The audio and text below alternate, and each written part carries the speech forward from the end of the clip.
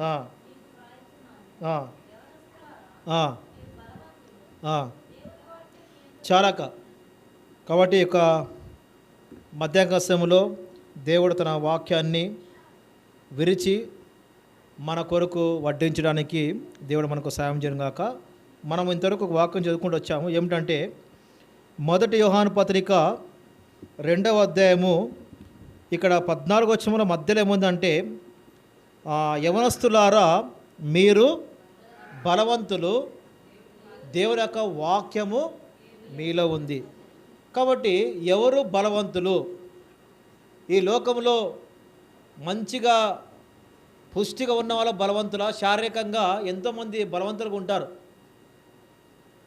మంచి లోకంలో మంచి కండలు తిప్పుకున్న వాళ్ళు ఈనాడు చాలామంది బలవంతులుగా కావాలని ఎంతోమంది ఏం చేస్తున్నారంటే లోకంలో మంచిగా ఏం చేస్తున్నారు, ఎక్సర్సైజ్ చేస్తున్నారు, బలమైనటువంటి ఆహారం తింటున్నారు. అంటే వాళ్ళ శరీరాన్ని బలంగా పెట్టుకోవడం కొరకు, వాళ్ళ చేతులు కండలు బలంగా ఉండడం కొరకు లోకంలో ఈనాడు చాలామంది వ్యక్తులు ఆ యొక్క జూములకు తర్వాత ఎక్సర్సైజ్ చేస్తూ వాళ్ళ శరీరానికి కావాల్సినటువంటి బలం కొరకు ఎన్నో ప్రయాసపడుతున్నారు. క్రైస్తవులుగా నా జీవితంలో ఆత్మీయంగా మనం బలం పొందాలంటే ఏం చేయాలి? మనం శారీరకమైనటువంటి బలం వద్దంటే మనము ఆత్మీయంగా మనం బలం పొందాలి. ఆత్మీయంగా మనం బలం పొందితేనే మనము దేవునిలో స్థిరంగా ఉంటాము. బలహీనంగా ఉంటే పడిపోతాము. అందును బట్టి ప్రభు యొక్క బలలో పాల్పొందక ముందు ఏముంది, ఇందులో మీరు అయోగ్యంగా పాల్పొందితే చాలామంది బలహీనులైపోతారు. ఎందుకు ఈనాడు చాలామంది బలహీనంగా అయిపోతున్నారు?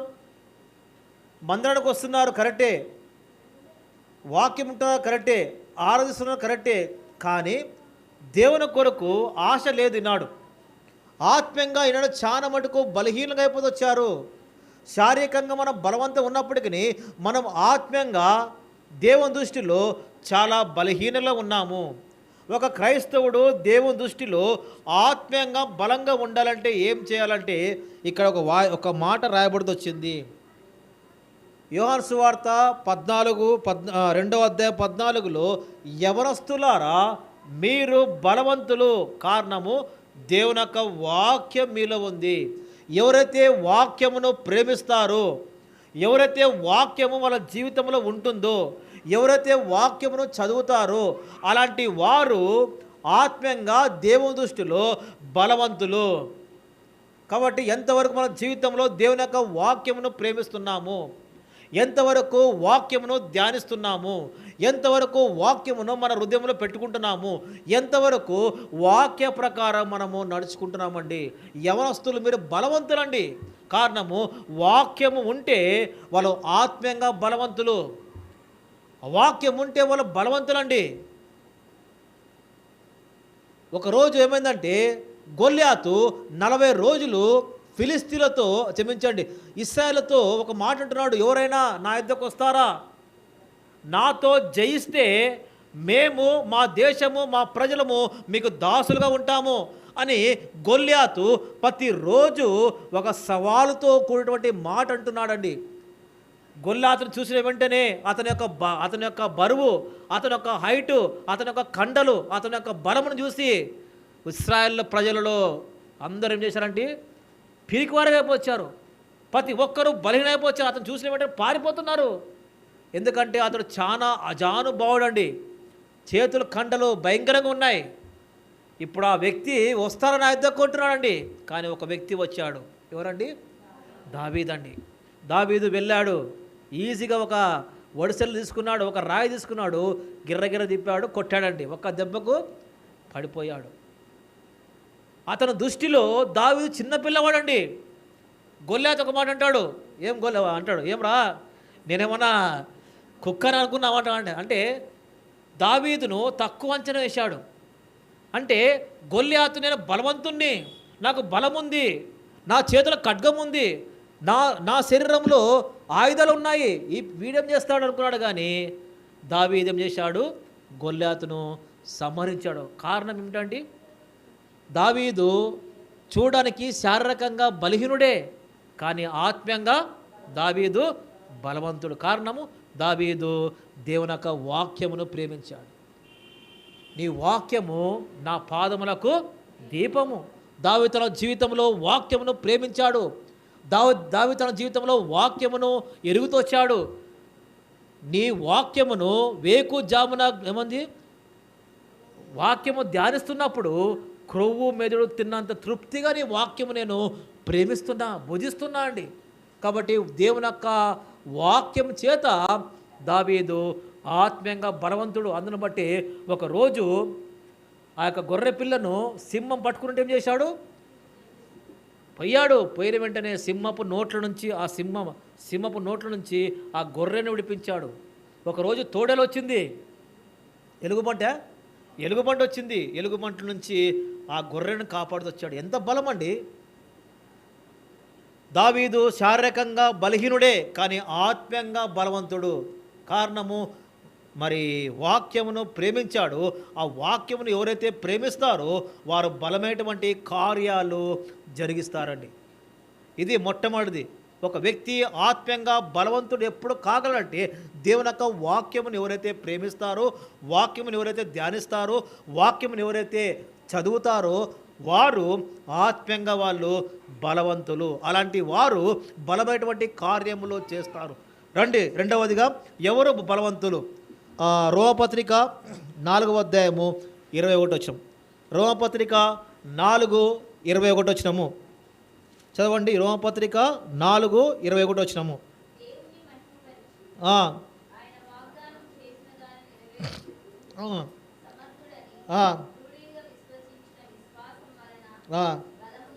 చాలక్క ఏముందడా? విశ్వాసం వలన బలముందెను. కాబట్టి మొట్టమొదటిగా వాక్యము ద్వారా, అంటే వాక్యము ఎవరైతే ఉంటుందో, వాక్యమును ఎవరైతే ప్రేమిస్తారో వారు దేవుని దృష్టిలో బలవంతులు. రెండవదిగా విశ్వాసము ద్వారా ఏముంది? విశ్వాసము ద్వారా మరియు అతడు విశ్వాసమందు బలహీనుడుగాక రమారమి 100 ఏండ్ల వయసు గలవాడై ఉండి అప్పటికి తన శరీరము ముతతుల్యమైనట్టు, శారా గర్భము ముతతుల్యమైనట్టు ఆలోచించను. అవిశ్వాసం అంటే ఏమంటే 19వ వచనము, మరియు అతడు విశ్వాసమందు బలహీనుడు కాక, అంటే విశ్వాసమందు బలహీనుడు కాక, అంటే విశ్వాసములో ఏమున్నాడు? బలం పొందొచ్చాడు. నా దేవుడు నాకు వాగ్దానం ఇచ్చాడు, నా దేవుడు నాతో మాట్లాడుతొచ్చాడు, నా దేవుడు నాకు ఇస్సాకుని ఇస్తాడు అనేటువంటి వాగ్దానం ఇచ్చాడు. కాబట్టి నా దేవుడు చేస్తాడు, నా దేవుడు నాకు ఇస్తాడు, నా దేవుడు కంపల్సరీగా నా జీవితంలో నెరవేరుస్తాడు అనేటువంటి విశ్వాసము ద్వారా బలం పొందొచ్చాడండి. అబ్రాము శారా వాళ్ళ వయసు చాలా ముసలివాళ్ళు. అబ్రాం వయసేమో 100 సంవత్సరాలు, శారా వయసేమో 90 సంవత్సరాలు. 10 సంవత్సరాల గ్యాప్, ముసలివాళ్ళండి. కానీ అబ్రాము తన జీవితంలో ఎటువంటి విశ్వాసం కలిగి ఉన్నాడు? నా దేవుడు నాకు ఇస్తాడు. ఎన్ని సంవత్సరాలు వేటి ఉన్నాడు? 70 సంవత్సరంలో దేవుడు మాట్లాడితే 70 సంవత్సరంలో దేవుడు వాగ్దానం ఇస్తే ఆ వాగ్దానము ఎప్పుడు నెరవేర్చబడింది? 100 సంవత్సరాల వయసులో వాగ్దానము నెరవేర్చబడింది. అంటే 25 సంవత్సరాలు విశ్వాసములో బలహీనుడు కాలే. దేవుడు నాకు వాగ్దానం ఇచ్చాడు కదా, దేవుడు ఇస్తాడో లేదో, 70 సంవత్సరాలు అయిపోయింది, 80 అయిపోయింది, 90 అయిపోయింది, 95 అయిపోయింది, ఇస్తాడో లేదో అనేటువంటి ఆలోచన లేదండి. విశ్వాసములో బలము, రోజు రోజుకు విశ్వాసంలో బలం. 70 సంవత్సరాలు అయిపోయింది, 80 సంవత్సరాలు అయింది, నా దేవుడు నాకు ఇస్తాడు, ఇంకా విశ్వాసం బలం వస్తుందండి. 20 సంవత్సరాలు విశ్వాసమందు బలం పొంది ఏం చేశాడు? వాగ్దాన పుత్రుని పొందాడండి. నీ జీవితంలో దేవుడు ఏదైతే నీకు వాగ్దానం చేస్తాడో, నీ జీవితంలో ఏదైతే నీకు చెప్తూ ఉన్నాడో, పలానా విషయంలో చేస్తాను, మీ పిల్లల విషయంలో, నీ విషయంలో, నీ కుటుంబపరంగా ఏదైతే దేవుడు వాగ్దానం ఇస్తూ వచ్చాడో ఆ వాగ్దానం ఏం చేయాలా? విశ్వసించాలి. ఆ వాగ్దానం మనం నమ్మాలి. నమ్మినప్పుడే దేవుడు ఆ వాగ్దానాన్ని నీ కుటుంబం పట్ల, సంఘం పట్ల, వ్యక్తిగతంగా దేవుడు నెరవేరుస్తాడు. డిసెంబరు 20 ఎంత డేట్ రోజు? 7 అండి, 8. ఇంతవరకు 2024 సంవత్సరం జనవరిలో మీకు తీసుకున్నారు వాగ్దానాలు. ఎంతవరకు ఆ వాగ్దానము మీ జీవితంలో నెరవేర్చబడిందండి? నా మటుకు చాలామంది విశ్వాసులు వాగ్దానం ఆ రోజు తీసుకొని ఆ రోజే మర్చిపెట్టారు. ఎవరైనా గుండెమని చేసుకొని అనా ఎవరో నా వాగ్దానం ఇదిగో చూడు, ఇప్పటికి నేను ఆ వాగ్దానం కోసం నేను ప్రార్థిస్తున్నా, ఆ వాగ్దానం కొరకు నేను నిరీక్షిస్తున్నా అని ఎంతమంది వాగ్దానము మనం ఎంతమంది జ్ఞాపకం ఉందో తెలియదండి. డిసెంబర్ 8వ తేదీ ఇప్పుడు కూడా దేవుడిని నీకు సంవత్సరంలో దేవుడు నీకు ఏదైతే వాగ్దానం ఇచ్చాడో ఒక్కసారి నువ్వు ఆ వాగ్దానం తీసి ప్రభా ఈ యొక్క 2024 సంవత్సరం నాకు వాగ్దానం ఇచ్చావు జనవరిలో, ఇంతవరకు నాకు నా జీవితంలో ఈ యొక్క వాగ్దానము నెరవేరలేదు ప్రభా, ఇంకా నాకు 22 రోజులు ఉంది, మీరు ఏం చేస్తారో ఏం లేదు ప్రభా, నా జీవితంలో ఈ యొక్క వాగ్దానాన్ని నెరవేర్చండి.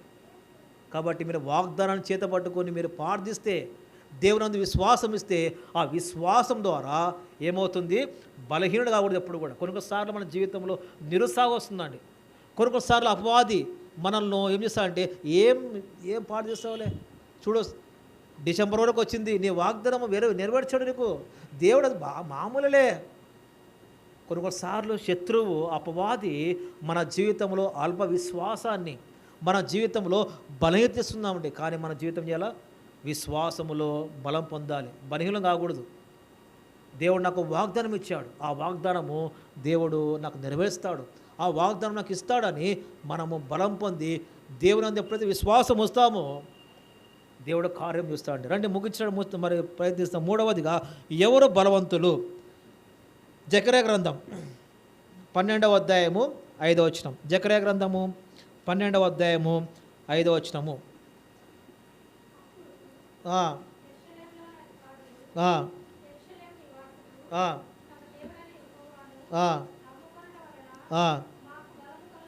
చాలా మూడవదిగా ఏముందడా, మా దేవుణ్ణి నమ్ముకోవడం వలన బలమంట. ఎంతవరకు ఈనాడు దేవుణ్ణి నమ్ముకొని ఎవరు ఆత్మీయంగా మూడవదిగా బలవంతులు అంటే, మా దేవుని మేము నమ్ముకున్నాం కాబట్టి మేము బలవంతులము. కాబట్టి అనేక సార్లు సమస్య వచ్చినప్పుడు, అనేక సార్లు ఇబ్బంది వచ్చినప్పుడు, అనేక సార్లు మనకు కష్టం వచ్చినప్పుడు, అనేక సార్లు మన జీవితంలో ఆర్థికమైన సమస్యలు, అప్పులు, బాధలు, ఎన్నో సమస్యలు వచ్చినప్పుడు అనేక సార్లు దేవుణ్ణి నమ్మకము, మనుషులు నమ్ముకుంటాము, వారు నమ్ముకుంటాము, అధికారులు నమ్ముకుంటాము, ఎమ్మెల్యేలు నమ్ముకుంటాము, సర్పంచ్ దగ్గర వెళ్తాము, వాళ్ళని వీళ్ళు పట్టుకొని వాళ్ళ చేతులు పట్టుకుంటాము అని. ఒక క్రైస్తవుడిగా నా జీవితంలో ఎంతవరకు దేవుణ్ణి నమ్ముకొని నా దేవుడు నాకు సహాయం చేస్తాడు అనేటువంటి బలమైనటువంటి విశ్వాసం గలవారు ఎంతమంది ఉన్నారండి? మేము ఆ దేవుణ్ణి నమ్ముకున్నాం కాబట్టి మేము బలవంతులము. ఎవరైతే దేవుణ్ణి నమ్ముకొని, ఎవరైతే ఆయనను ఆశ్రయిస్తారో, ఎవరైతే ఆయన శరణం చేస్తారో, ప్రతి విషయంలో దేవునిపై ఎవరైతే ఆధారపడతారో వాళ్ళు దేవుని దృష్టిలో బలవంతులు. దేవుని దృష్టిలో వాళ్ళు బలవంతులండి. కాబట్టి మనుషులను ఆశ్రయించడం కంటే యెహోవాను ఆశ్రయించడం మేలు. ఒక ఆశ కానీ, ఒక యెహోషువ కానీ వారి శత్రువులు వాళ్ళ మీదకి వచ్చినప్పుడు వాళ్ళు ఏం చేస్తారు? ప్రార్థిస్తారు అండి.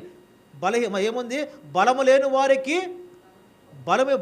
వారికి బలము ఇచ్చే దేవుడు నువ్వే, నిన్నే నమ్ముకున్నాము, నువ్వే శరణము దేవా, నువ్వు తప్ప మాకు వేరే దిక్కు లేరయ్యా, నిన్నే నమ్ముకున్నాము, మీ ద్వారా మాకు బలము.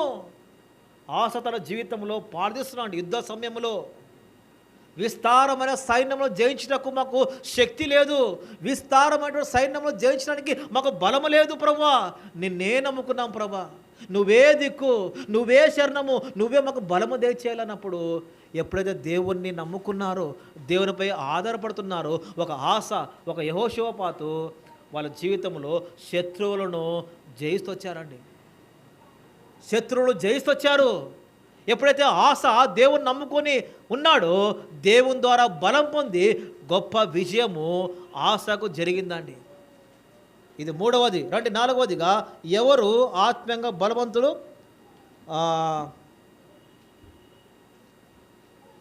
న్యాయపత్రుల గ్రంథము 5వ అధ్యాయము 31 వచనం. చివరిగా న్యాయపత్రుల గ్రంథము 5:31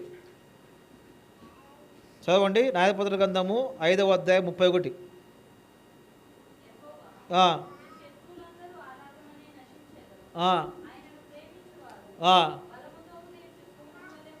ఎవరండి బలముతో ఉంటారు? ఆయనను ప్రేమించువారు బలముతో ఉంటారండి. నీ జీవితంలో ఎందుకు బలహీనంగా ఉన్నావంటే, ఒకవేళ నువ్వు దేవుణ్ణి ప్రేమించలేకపోతున్నావండి. ఆయనను ప్రేమించువారు బలము కలిగి ఉదయించు సూర్యుని వలె ఉంటారంట. ఎంతవరకు మనం దేవుణ్ణి ప్రేమిస్తున్నాము?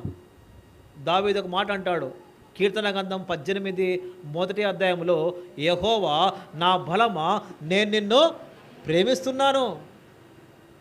కాబట్టి ఎవరు దేవుణ్ణి ప్రేమిస్తున్నారండి? ఎలా ప్రేమించాలి? పూర్ణ హృదయముతో, పూర్ణ ఆత్మతో, పూర్ణ బలముతో నా దేవుణ్ణి నేను ప్రేమిస్తున్నా అని చెప్పే మాట ఉంటామండి. కాబట్టి నాలుగవదిగా, ఎవరైతే దేవుణ్ణి ప్రేమిస్తారో అలాంటి వారు ఆత్మీయంగా బలవంతులండి. అలాంటి వారు ఎప్పటికీ వెలుగుతూ ఉంటారు. అలాంటి వారు ఎలా ఉంటారు? సూర్యుని వలె తేజరిల్తారు, సూర్యుని వలె ప్రకాశిస్తారు. కాబట్టి ఒక 4 విషయాలు చూసుకుంటూ వచ్చాము. ఒక విశ్వాసి ఆత్మీయంగా బలవంతుడు ఎప్పుడు కాగలడు? మొట్టమొదటిగా దేవుని యొక్క వాక్యమును ఎవరైతే ప్రేమిస్తారో వాళ్ళు ఆత్మీయంగా బలవంతులు. రెండవదిగా విశ్వాసము ద్వారా ఎవరైతే దేవుని యందు విశ్వాసం గలవారో వారు బలవంతులు. మూడవదిగా ఎవరైతే యెహోవాను నమ్ముకుని వాడు వారు బలవంతులు ఆత్మీయంగా. నాలుగవదిగా ఎవరైతే దేవుణ్ణి ప్రేమిస్తారో వారు బలవంతులు. లాస్ట్కు ఇంకోటి ఉంది, యెషయా గ్రంథము, చివరిగా యెషయా గ్రంథము 40:31. యెషయా గ్రంథము 40:31. చివరిగా ఐదవదిగా యెషయా గ్రంథము 40:31లో, యెహోవా కొరకు ఎదురు చూచువారు నూతన బలము. కాబట్టి ఇదండి ఆత్మీయంగా ఐదవదిగా ఎవరు బలం పొందుతారంటే, యెహోవా కొరకు ఎదురు చూడము. ఆయన కొరకు ఎదురు చూసే వారు బలవంతుడు. నా దేవుడు త్వరలో రాబోతున్నాడు, నా దేవుడు నా కొరకు వస్తాడు, నా దేవుడు మధ్యాకాశములో నా కొరకు వస్తాడు, నా దేవుడు నా కొరకు నిత్యమైన రాజ్యములో నా కొరకు పరలోక సంబంధమైన ప్రతి ఆశీర్వాదాన్ని నాకు ఇవ్వడం కొరకు ఒక రోజు వస్తాడు, మధ్యాకాశంలో వస్తాడు. ఆయన బూర ఊదుతుంది నేను. కాబట్టి ఆయన కొరకు ఎదురు చూసే వారంగా ఎంతమంది ఉండాలండి? నా దేవుని కొరకు ఎవరైతే యెహోవా కొరకు ఎదురు చూసేవారో ఏమవుతారు? నూతన బలం అండి, నూతన బలము. మీరు పక్షిరాజు విన్నారా? పక్షిరాజు, గరుడ పక్షిరాజు దగ్గరగా అది ఎంతో 50 సంవత్సరాలు 60 సంవత్సరాలు అది జీవించిన తర్వాత అదేమవుతుందంటే ముసలి వయసు అయిపోతుందండి. పూర్తిగా తన శరీరం అంతా క్షీణించిన తర్వాత కళ్ళు సరిగ్గా కనపడవు, రెక్కలు కూడా ఆడడానికి కూడా సరిగ్గా కనపడదు. ఇంకా ఆ చివరి క్షణములో పక్షిరాజు ఏం చేస్తుందంటే పైకి ఏమవుతుంది, ఒక కొండ ప్రాంతం అంటే తగినటువంటి ప్రాంతానికి వెళ్ళి ఒక గూడులోనికి ఉంటుందండి. దగ్గర 150 దినములు ఆ గూడులో ఉంటుందండి. 150 దినములు ఉండి అది ఏం చేస్తుందంటే తన ముక్కుతోని తన శరీరం అంతా అది రెక్కలు తీసేసుకుంటుందండి.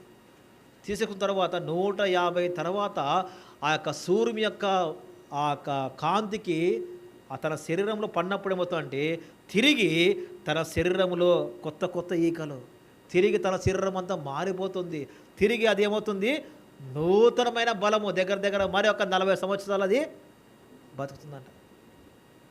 తన శరీరం అంతా అంటే 150 రోజుల తర్వాత అది ఎదురు చూస్తున్న 150 రోజులు అది ఎదురు చూస్తుంది. తర్వాత ఏమవుతుందంటే మరి కొత్త ఈకలు, కొత్త సృష్టి, కొత్త బలము తనకు వస్తుందంట. అప్పుడు నువ్వు మరి 40 సంవత్సరాలు అది జీవిస్తుందండి. నీ జీవితంలో దేవుని కొరకు ప్రతిరోజు ప్రతి గంట ఆయన కొరకు ఎవరైతే ఎదురు చూస్తారో ఆయన రాకడ కొరకు అండి. దేవుడు త్వరలో రాబోతున్నాడు. ఆ మధ్యాకాశంలో ఒక విశ్వాసిగా ఎంతవరకు నా దేవుడు నా కొరకు వస్తాడు, నా దేవుడు వచ్చినప్పుడు నేను కూడా ఎత్తబడాలి అనేటువంటి ఆసక్తి, అనేటువంటి ఎదురు చూపు కలిగి ఉంటున్నావా? కాబట్టి ఈ యొక్క 5 విషయాలు మనం జ్ఞాపకం చేసుకుందాం. ఈ యొక్క 5 విషయాలలో మనము ఈ యొక్క చివరి దినాల్లో శత్రువు అపవాది మనలో బలహీనపరిచేటువంటి సంఘటనలు దృశ్యాలు మన జీవితంలో కలిగిస్తున్నాడు. కొన్నిసార్లు నిరుత్సాహము, కొన్నిసార్లు కష్టము, కొన్నిసార్లు దుఃఖము, కొన్నిసార్లు అప్పుల బాధ, కొన్నిసార్లు చింతలు, కొన్నిసార్లు ఎన్నో విధాలైనటువంటి శ్రమలు నిన్ను చుట్టుముడుతాయి. నీ యొక్క ఆత్మీయటువంటి బలము బలహీనపరచాలని శత్రువు నిన్ను ఎన్నో విధాలుగా వాడు పరిస్థితులను మారుస్తుంటాడండి. కానీ నీ జీవితంలో ఎప్పుడు కూడా నువ్వు బలహీనం అయిపోతావా, నువ్వు పడిపోతావండి.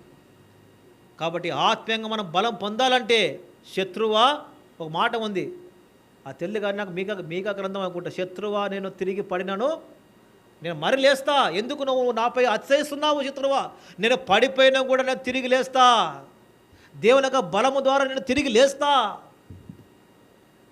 కాబట్టి ఇక 5 విషయాల్లో మనము ఆత్మీయంగా మనం బలం పొందాలంటే మొట్టమొదటిగా వాక్యాన్ని మనం ప్రేమించాలి, వాక్యం వినాలి, వాక్యం మనము చదవాలి, వాక్య ప్రకారం జీవించాలి. అలాంటి వారు దేవుని దృష్టిలో ఎప్పుడు మనం బలవంతంగా ఉంటామండి. రెండవదిగా విశ్వాసమునందు బలము. నీకు వచ్చే ప్రతి కష్టము, ప్రతి బాధ, ప్రతి చింత దేవుని యందు విశ్వాసం ఉంచు, దేవుని వైపు విశ్వాసం ఉంచు, అప్పుడు బలంగా ఉంటావు. మూడవదిగా దేవుని నమ్ముకో. నాలుగవదిగా ఆయనను ప్రేమించే వారంగా ఉండాలి. ఐదవదిగా ఆయన కొరకు ఎదురు చూసే వారంగా, ఆయన వచ్చినప్పుడు ఎత్తబడేటువంటి ఆ స్థానంలో మనం ఉండాలంటే మనం ప్రతి నిమిషము నా దేవుడు. మత్తయి సువార్త 20వ అధ్యాయంలో బుద్ధిగల కన్యకలు 10 మంది బుద్ధిగల వారు ఉన్నారు, 10 మంది బుద్ధి మంది ఉంటే 5 మంది బుద్ధి లేని వారు, 5 మంది బుద్ధి గలవారండి. బుద్ధి లేని వారు పడుకున్నారు, బుద్ధి లేని వారు నూనె లేదు. కానీ బుద్ధి గలవారు ప్రతి నిమిషము, ప్రతి గంట, ప్రతిరోజు మా పెళ్లి కుమారుడు వస్తాడు, ఆయన వచ్చినప్పుడు మేము రెడీగా ఉండాలి. ప్రతిరోజు ప్రతి గంట ఎదురు చూస్తున్నారు. రానే వచ్చాడండి పెళ్లి కుమారుడు. ఇప్పుడు ఎవరు వెళ్ళారు? ఎవరైతే ఆ పెళ్లి కుమారుడు కొరకు ఎవరైతే కళ్ళు కాసుకొని ఎవరైతే వేచి ఉన్నారో, ఎవరైతే ఎదురు చూస్తున్నారో అలాంటి వారిని ఆ పెళ్లి కుమారుడు తీసుకెళ్తూ వచ్చాడండి. కాబట్టి నీ జీవితంలో ఎవరైతే ఎదురు చూస్తారో అలాంటి వారి కొరకు ఒక రోజు వస్తుంది, దేవుడు రెడీగా ఉన్నాడు రావడానికి. కాబట్టి ఇక 5 విషయాల్లో మనము బలం పొందితే ఆయన ద్వారా మనం ఎత్తబడతామండి, లేకపోతే విడబడతాం. అలాంటి కార్యము దేవుడు మనకందరికీ దయచేయను గాక. ముగిస్తాము.